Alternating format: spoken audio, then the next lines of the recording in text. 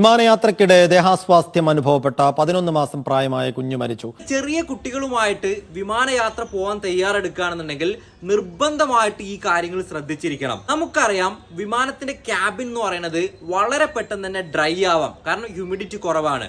അങ്ങനെ ഡ്രൈ ആയി കഴിഞ്ഞാൽ കുട്ടികളിൽ വെള്ളം നഷ്ടപ്പെടുകയും അതുവഴി ഹൈപ്പോ വൊളീമിക് ഷോക്ക് വന്ന് കുട്ടികൾ മരണപ്പെടാനുള്ള ചാൻസ് വളരെ കൂടുതലാണ്. അതുകൊണ്ട് തന്നെ നിർബന്ധമായിട്ട് നമ്മൾ കുട്ടികൾക്ക് ഫീഡിങ് ചെയ്തുകൊണ്ടേയിരിക്കണം. കുട്ടികൾക്ക് ഇതൊരു പുതിയ സാഹചര്യമാണ്, കുറെ അധികം ആളുകളുണ്ട്, ക്രൗഡഡ് ആണ്. ഇത് അവരിൽ ഒരു ഫിസിയോളജിക്കൽ ആയിട്ടുള്ള ഒരു സ്ട്രെസ് കൊണ്ടുവരികയും ആ സ്ട്രെസ് വഴിയും ഈ രീതിയിൽ ഹൃദയ സംബന്ധമായിട്ടുള്ള ബുദ്ധിമുട്ടൊക്കെ ഉള്ള കുട്ടികളിൽ മരണം സംഭവിക്കാവുന്നതാണ്. വിമാനം ടേക്ക് ഓഫ് ചെയ്യുന്ന സമയത്തും അത് ലാൻഡിങ് ചെയ്യുന്ന സമയത്തുണ്ടാകുന്ന പ്രഷർ വ്യത്യാസങ്ങൾ കുട്ടികൾക്ക് ചെവി വേദനയും മറ്റു ബുദ്ധിമുട്ടുണ്ടാക്കാം. ഇത് അവോയ്ഡ് ചെയ്യാൻ വേണ്ടിയിട്ട് നിർബന്ധമായിട്ട് നമ്മൾ കുട്ടികൾക്ക് ഫീഡിങ് കൊടുക്കണം. അതുപോലെ തന്നെ വിമാനം നല്ല ഓൾട്ടിറ്റ്യൂഡിൽ, നല്ല ഉയരത്തിലാണ് പോകുന്നത്. അവിടെ വരുന്ന പ്രഷർ വ്യത്യാസങ്ങൾ, പ്രഷറൈസ്ഡ് ക്യാബിൻ ആണെന്നുണ്ടെങ്കിലും